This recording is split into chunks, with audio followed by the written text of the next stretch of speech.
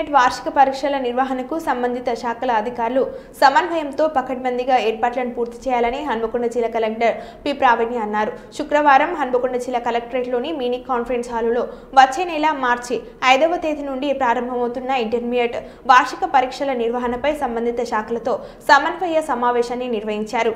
ఈ సందర్భంగా ఇంటర్మీడియట్ వార్షిక పరీక్షల నిర్వహణలో ఇంటర్మీడియట్ విద్యాశాఖ, పాఠశాల విద్య, పోలీస్, రెవెన్యూ, వైద్య ఆరోగ్య శాఖ, పోస్టల్, ఆర్టీసీ, ఎన్పీటీసీఎల్ వివిధ శాఖల ఆధ్వర్యంలో చేపట్టనున్న వివిధ అంశాలను కలెక్టర్కు వివరించారు.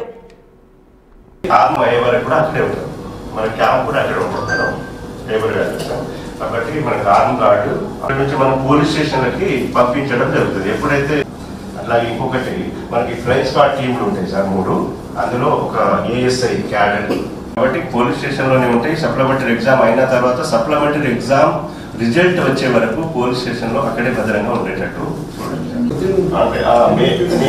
మే లాస్ట్ వీక్లో ఉంటుంది.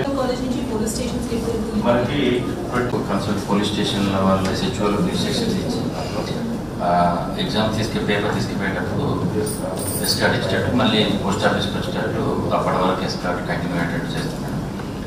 ఇది